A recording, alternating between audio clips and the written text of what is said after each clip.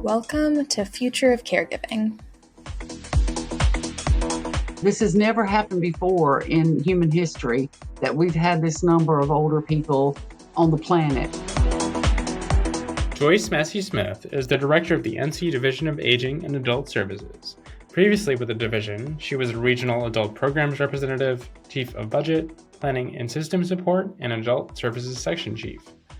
Joyce has been a champion of the aging policy field for a long time, also serving as director of the Region 1 Area Agency on Aging, served in the leadership of the Area Agencies Association, and helped run the 1995 White House Conference on Aging. Hi, I'm your host, Mark Abai, and this is the Future of Caregiving podcast. We'll explore the rapidly evolving world of caregiving, from technological advancements to demographic shifts, and learn about the challenges and opportunities that lie ahead for those who give care and those who receive it.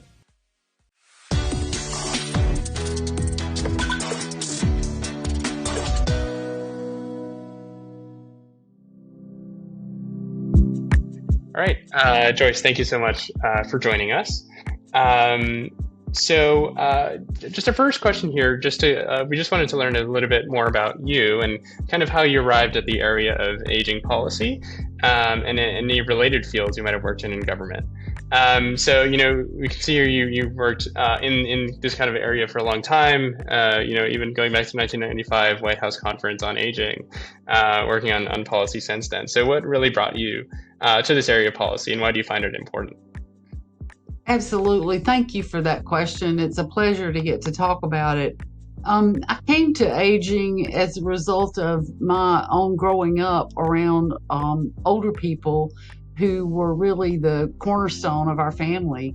And there was a lot of wisdom and knowledge and love and compassion. And really, older women were at the heart of my family, making sure that everybody was okay. And when I thought about it as a career, I was interested in political science and social work and kind of helping people. And I was just naturally drawn to aging policy as something that I felt needed attention and needed work because older people are such a wonderful part of our fabric of life that I think sometimes we don't always realize that. And so that's what got me into this work. And I've been doing it for a long time, as you said, and have really enjoyed and see lots of opportunities ahead. And with the growth in the population, it's just amazing what opportunities there are for us if we just take advantage of them. Yeah. And so did you kind of study this in school as you were kind of getting into the policy world, or is this something you came to when you started working in government? Oh, absolutely. I studied social work as an undergraduate and majored in gerontology and was particularly interested in rural older adults because that's the community that I grew up in. Rural communities, particularly in North Carolina, struggle with access to services. And so you see a lot of informal caregiving going on. And so I studied it in social work, and then I got my master's in public administration and with a focus on gerontology and aging policy, and really interested in, how we think about, particularly now and in the coming years, how we think about this massive change in the demographic and what we propose to do about that. How do we think about the fact that, 1 in 5 of us are going to be 65 and older, and most counties in the state of North Carolina will have more people over the age of 65 than between birth and 17. And so how do we take advantage of that? But also, how do we prepare to serve that and those individuals who may need the help? And so that's where my studies took me, and I was able to do some internships and work around area agencies on aging, and that really got me interested in working in the field and have a particular interest in adult protective services in terms of vulnerable people, vulnerable older adults, elder abuse. And so I've been really fortunate to have the career that I've had to be able to work in these spaces and try to make a difference in policy that will help older adults and their families. Yeah, that's really amazing to hear because, I'm a policy student myself, and I really haven't heard of anybody, getting into this area of policy so early on. And there's some focus on like child and family policy, but not so much on aging. And as you said, that's of increased importance in the next couple of years. And so I want to kind of go to some of those statistics. One of them you cited, one in five people in the U.S. will be 65 or older in the coming years. And so for our listeners here, I have some other statistics prepared here that are kind of relevant to both North Carolina and also the United States as a whole. So if it's okay, I'm going to read them out. And then the question I'd ask you is, in your role, what do you make of these numbers? And so I'm gonna start with those numbers right now. So this report, this information comes from the DHHS State Aging Report that came out in 2020. In 2020, North Carolina ranked 9th nationally in total population and 8th in people 65 and over.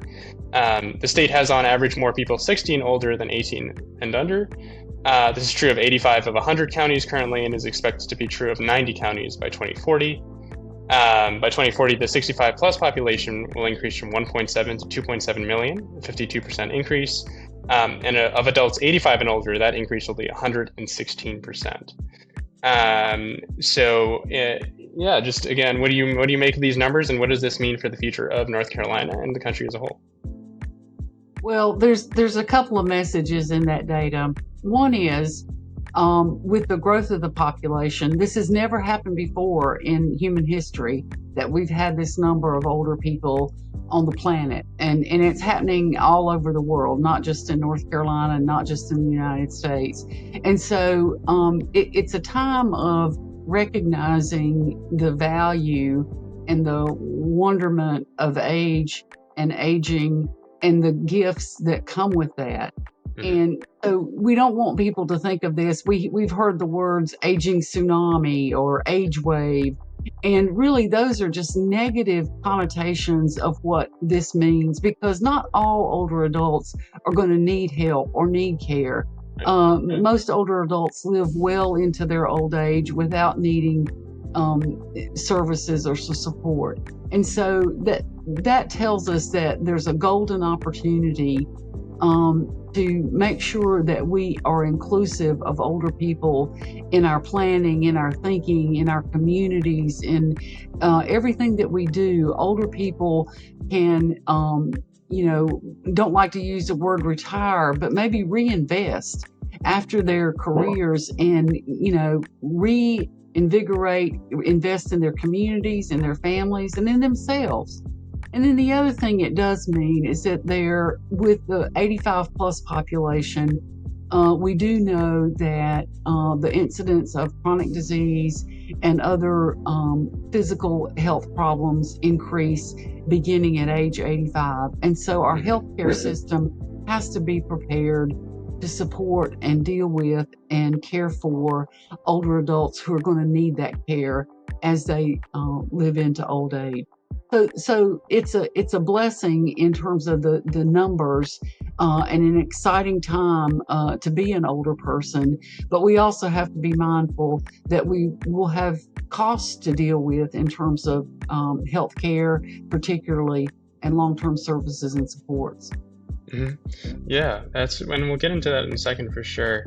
I just wanted to touch on, you said, that there needs to be greater kind of policy focus on this in the next couple of years. So do you think, I know you think about this stuff all the time, but do you think folks maybe in the General Assembly and maybe in Congress are thinking about this, and how should they be thinking about it?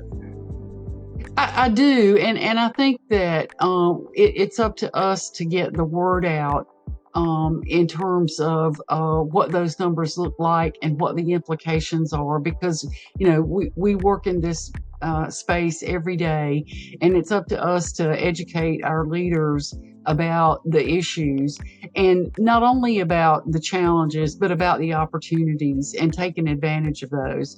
And so one of the things that we're doing in North Carolina is it's called a multi-sector plan on aging. And it's really a cross-sector plan across all sectors of government and industry to really think about this once-in-a-lifetime event of having more people over the age of 60 or 65 than younger people. And what does that mean? And so what we're trying to do is work with stakeholders and other individuals, elected officials, to make them aware first of the change, and then begin to think about how do we address this and how do we engage older adults in addressing these issues. Not just older adults aren't waiting for us to do something for them. They want to be part of the issue and part of the solutions that we move forward. Yeah, I think that's definitely really important, making sure everybody's voice is kind of accounted for and goes into this process. And so I did want to continue on that thought as well. So, as this is the kind of future of caregiving podcast, I wanted to focus on kind of the caregiving needs, especially for those folks above 85 or going to be above 85, and then also other folks who might need long-term supports earlier. And so, in 2021, the UNC Shep Center released a report that by 2033, North Carolina will face a shortage of 12,500 registered nurses and 5,000 licensed practical nurses. And that's going to hit older adult care facilities harder than it will hit hospitals. And so what are trends that, your department might have seen that might have contributed to this growing shortage? And does that have anything to do with COVID and kind of related issues there? Yeah. I think that is an issue that's on a lot of people's minds, is the shortage of direct care workers, and our department is working very hard to address that issue through a caregiving task force led by Secretary Kinsley and Secretary Sanders with the Department of Commerce, looking at how to attract and retain direct care workers so that those people are there to provide the care that's needed. It really is an issue of, I think COVID did have something to do with it. COVID was such a challenge to so many people in so many different ways, but those people on the front lines providing health care, direct care, it was a tremendous challenge. And so we've got to make this work meaningful, attractive, and valuable to the people that we want to provide the care. And so we're committed at the department and Governor Cooper as well in terms of trying to make this a better opportunity for people to enter into the direct care workforce. And the other thing that's interesting to note is while we rely heavily on our paid caregivers, most of the care that's done in North Carolina and across the country is done by informal family caregivers, friends, neighbors, church members. And there's no way we can really replace that with government resources. And so what our effort is about is trying to support those informal caregivers in the work that they're doing to care for their loved ones. And so there are several programs, and I'm sure we'll talk about those, that we offer or support so that folks who are, there are some people who you would consider maybe even in the sandwich generation that are caring for older loved ones or persons in their family with disabilities or other limitations, and also caring for children. And so the strain on the informal caregiver is a heavy burden, and we're very committed to trying to support informal caregivers who may be family or maybe just neighbors. And sometimes that's the greatest support that we have is through our own small communities. Yeah, and that's really important. I think there was a report that estimated that it was like $600 billion was the worth of how much care that informal caregivers provide, and that definitely affects like incomes, as you said, and time spent on other tasks. So I was wondering, I wanted to kind of dig into, what is the kind of balance there between providing or letting families do their own care, but also providing respite options, which are kind of, they're not so accessible to many people. I know there are some programs, but the funding for those is quite limited. So do you see a need for kind of greater respite options among for family caregivers in North Carolina? And what can be done there? Absolutely. There is a need, because sometimes families are facing choices around, do I go to work today, or do I stay home and look after this situation with my mother? And sometimes people are anxious about leaving their loved ones alone, and that can lead to all kinds of stress and actually impact productivity in the workplace. And so it's really important that our employers understand that there is a part of their workforce that has that responsibility, and look at opportunities and options to support them as they provide that care. Because the alternative, when you need to use public financing, is much more expensive. And so when families can look after each other, that's the best way to go. And families, and loved ones prefer that. The other thing that we think about is the burden on caregivers is that not everybody comes to this naturally. Family caregiving is a relationship between the caregiver and the care receiver.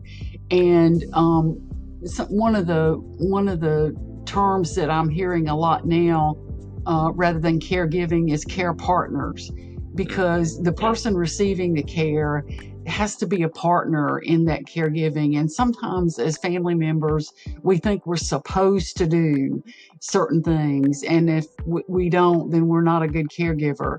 And we've got to step away and think about our capacity to be a caregiver, and whether or not it's the right place for us to be in. Because let's face it, families are messy, and it's not always easy to interact and to provide care to perhaps to a parent when there's been a difficult or strained relationship. And so there's all kinds of dynamics that go into that. And much more research is needed on how to support family caregivers, and alternatives such as respite, allowing that family member who's providing the care to be away from that situation, to take care of themselves. Because absolutely, and I've heard this so many times, that if you're going to care for somebody else, you've got to care for yourself first. It's like that, that we hear it and see it all the time when we fly. It's like, you put your air mask on first before you do it for somebody else, because you've got to be able to do and make sure you're in good shape before you're able to care for another person. Yeah, that's certainly really important. And I think one of the most beautiful efforts that has been done in this area is kind of the area agencies on aging, and kind of the resources that they're able to provide. So for part of our listener base is our caregivers themselves. So for individuals that might feel that this is a burden on them, or they might need to seek out more resources, what do you recommend that caregivers do first? Absolutely. There are several options and ways to receive support. One of the things that's really simple, and for folks who are like to go online and use technology, we have an online caregiver support program called Tualta.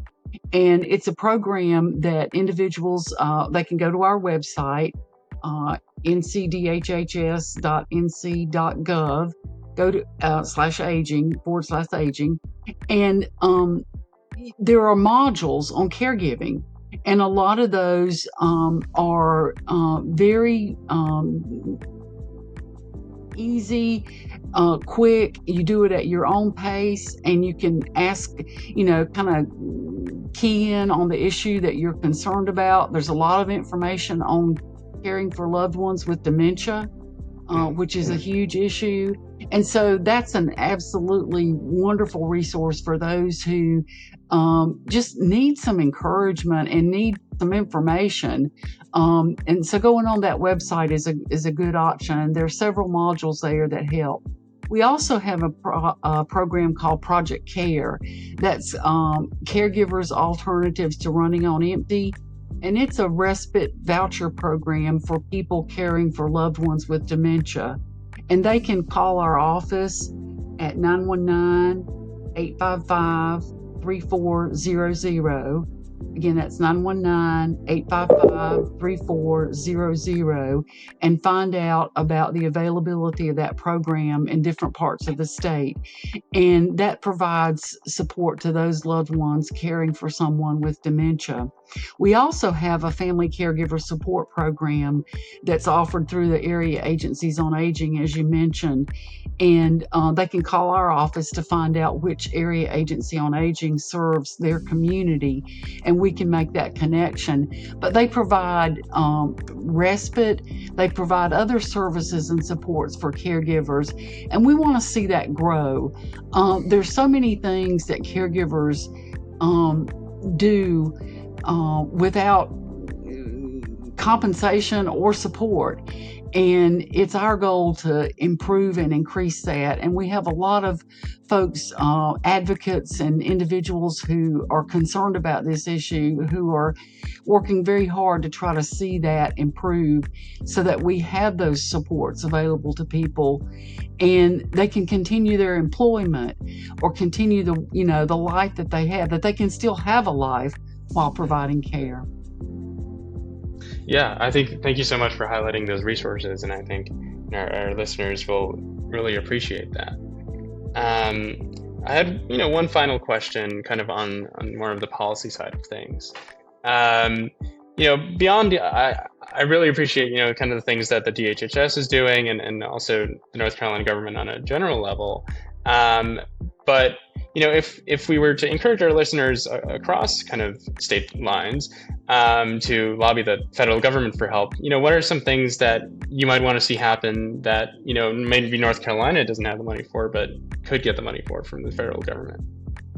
Well, the Family Caregiver Support Program, which is federally funded under the Older Americans Act, certainly could use additional resources to support family caregivers. And the administration, the Biden administration, has been very supportive of that. And that is something certainly that increasing funding in that area would be a dramatic improvement for so many families across North Carolina. Mm-hmm. Great. Thank you so much. All right, Joyce, any last thoughts you might want to share with our listeners here? Well, I just want to say that, for some people, caregiving comes very naturally. I'll give you an example. My sister is a nurse, and there's no better caregiver in the world. She can take care of everything, but me, not so much. And so what you have to think about are, what are your strengths and where are you limited? And always, always, always ask for help. This is not an easy task. And sometimes, depending on the illness or the need of the person you're caring for, it can be extremely exhausting and draining. And you've got to take care of yourself. And so I would just encourage people to reach out for help when they're in a caregiving situation and are struggling with it and need some support. And so that would be don't feel like you have to do it on your own. All right. Thank you so much, Joyce. Thank you so much for joining us today. Thank you. And that's a wrap for this episode of Future of Caregiving, brought to you by CareYaya. We hope you've enjoyed this exploration into the world of caregiving and that you've learned something valuable. If you want to stay up to date, don't forget to subscribe, rate, and review. Thank you.